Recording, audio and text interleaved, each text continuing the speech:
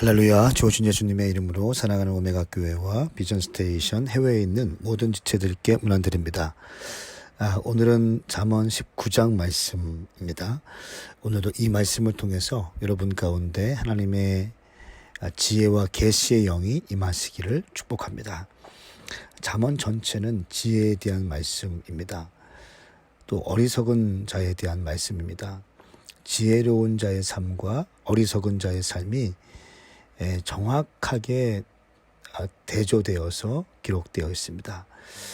또 의인의 삶과 악인의 삶이 함께 기록되어 있죠. 오늘 19장 말씀 1절 말씀 읽겠습니다. 가난하지만 진실하게 사는 사람이 어리석고 입술이 고약한 사람보다 낫다 말씀하고 있습니다. 가난하지만 성실하게 살면 그 성실한 삶이 더 낫다는 것입니다.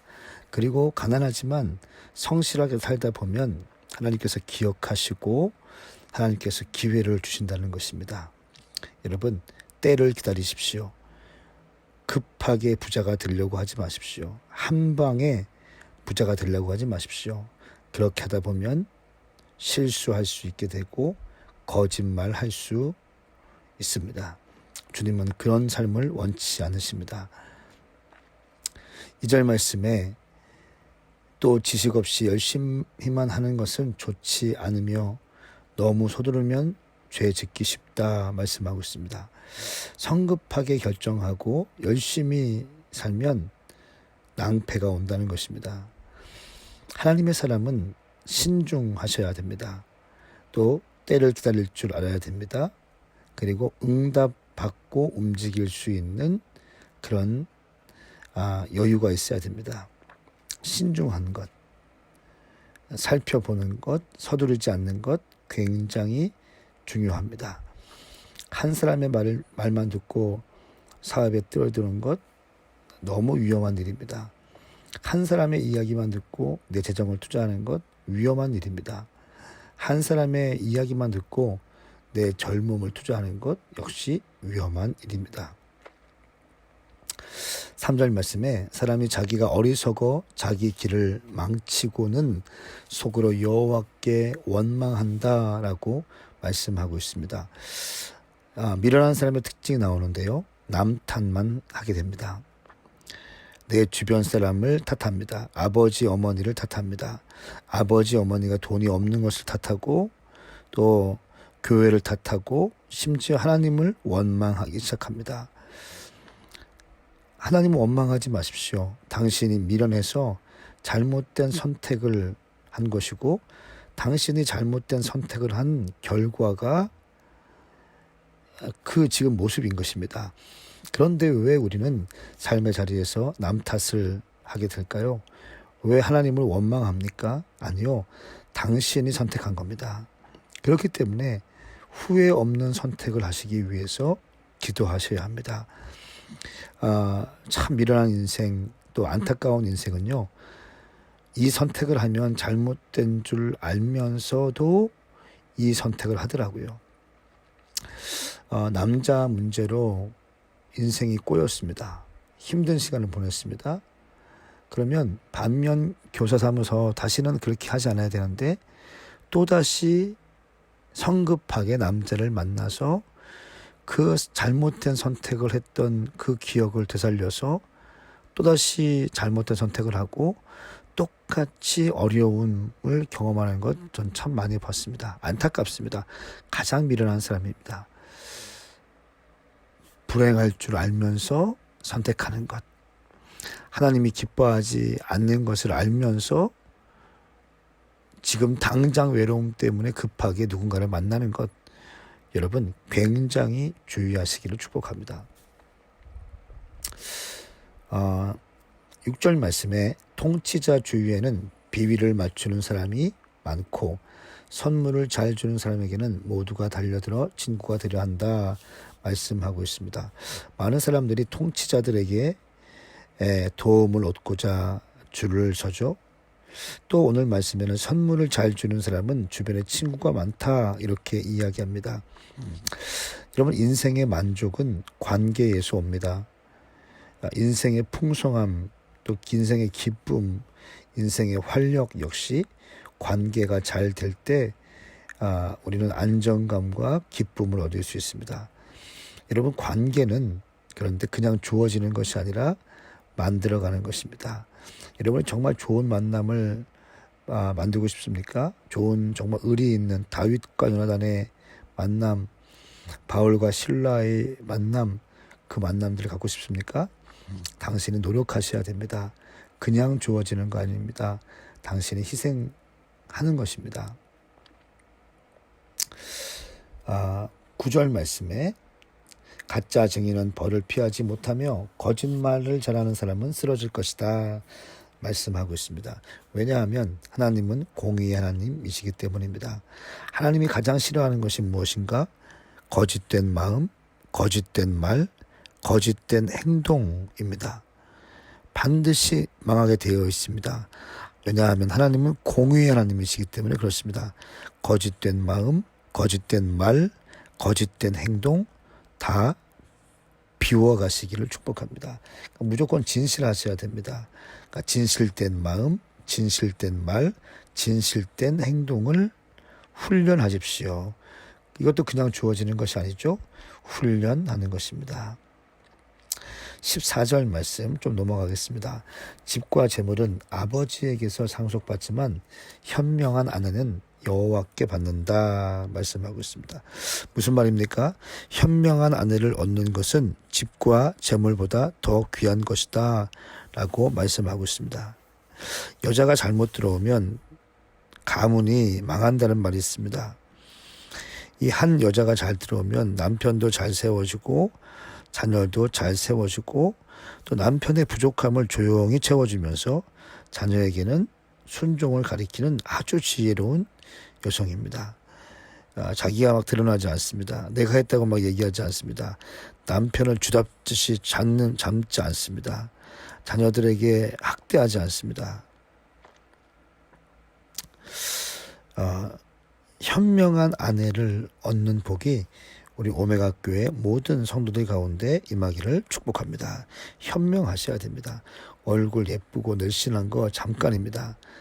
아내는 현명하셔야 됩니다. 우리 모든 교우들, 자매님들 현명하시길 축복합니다. 자, 16절 말씀 읽겠습니다. 훈계에 순종하는 사람은 그 영혼을 지키고 그런 행위를 경멸하는 사람은 죽게 될 것이다 말씀하고 있습니다. 훈계에 대해서 말씀하고 있습니다. 계명을 지키는 것, 자신의 행동을 신중하게 하고 영혼을 죽음에서 지켜내는 것을 의미합니다.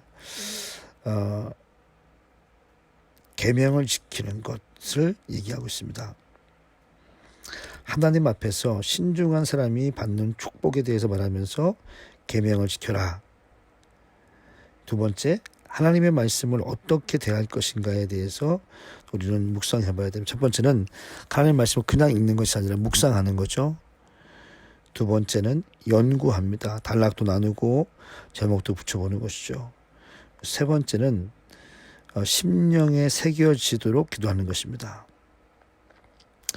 그냥 신세한탄하면서 주님 도와주세요 이런 기도가 아니라 말씀을 묵상하고 연구하고 또 그리고 10년 가운데 새겨질 수 있도록 우리에게 새 힘을 부어주십시오 라고 하는 마음으로 말씀을 보는 것입니다. 17절 말씀, 가난한 사람을 불쌍히 여기는 사람은 여호와께 빌려드리는 것입니다. 고종적으로 가난한 이들을 위해서 기도하십시오. 섬기십시오. 당신의 수입의 일부를 주님 나라 위해서 가난한 자들을 섬기십시오.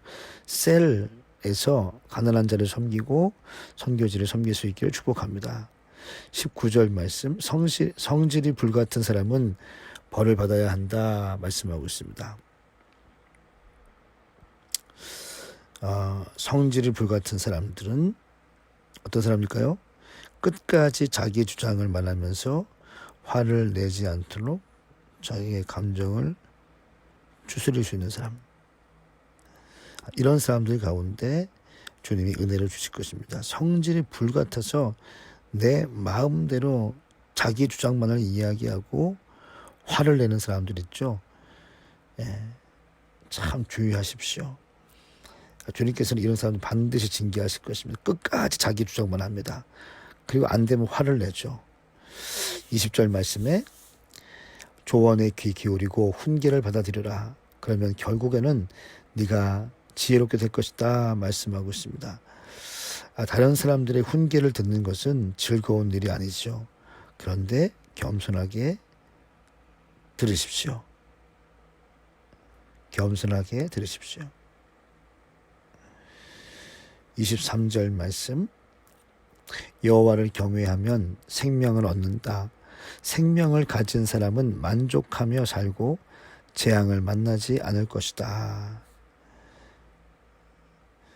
여호와를 경외하는 자에게 주님은 생명을 주신다고 말씀하고 있습니다. 그리고 만족하며 살게 될 것이다. 할렐루야. 만족된 인생을 살 수 있는 은혜를 주시는 것입니다.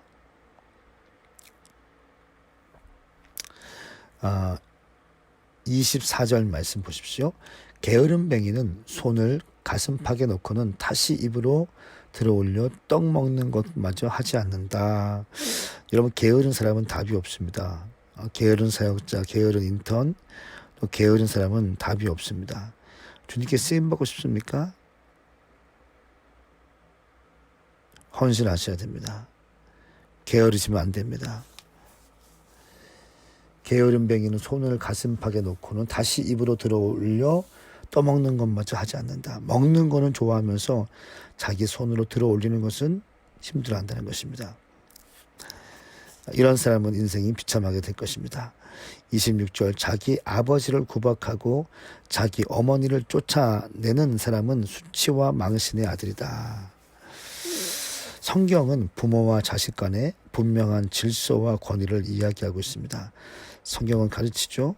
부모 공경을 가리킵니다. 창조 지선을 가리킵니다. 성경은 부모와 자식 간의 질서, 권위를 아주 정확하게 언급하고 있습니다. 부모 공경은 왜 중요한가? 이것이 창조 질서이기 때문에 그렇습니다. 창조 질서는 우리가 선택할 수 있는 여지가 없습니다. 이건 명령입니다. 할렐루야. 부모를 공경하라. 이것이 명령인 것입니다. 선택이 아니죠. 창조 질서이기 때문에 그렇습니다. 마지막 29절 말씀, 거만한 사람을 위해서는 심판이 준비되어 있고 어리석은 사람의 등짝에는 매가 준비되어 있습니다. 할렐루야. 여러분, 거만하게 살지 마십시오. 또 어리석게 잘난 척하지 마십시오. 우리는 겸손하게 또 온유하게 인내하면서 주님의 때를 기다릴 수 있기를 축복합니다. 오늘도 이 말씀 붙들고 승리하십시오. 함께 기도하겠습니다. 거룩하신 주님 감사합니다. 오늘 이 말씀이 사랑하는 우리 동역자들과 또 오늘 유튜브로 함께하는 모든 주의 백성들 가운데 오늘 이 말씀이 생명의 말씀 되게 하여 주시옵소서. 감사드리며 예수님의 이름으로 축복하고 기도하옵나이다. 아멘. 아멘. 사랑하는 여러분, 오늘도 힘내시고요. 7월의 마지막 날입니다. 저는 8월 첫째 주 월요일에 잠언 20장 말씀을 들고 인사드리겠습니다. 오늘도 승리하십시오. 샬롬.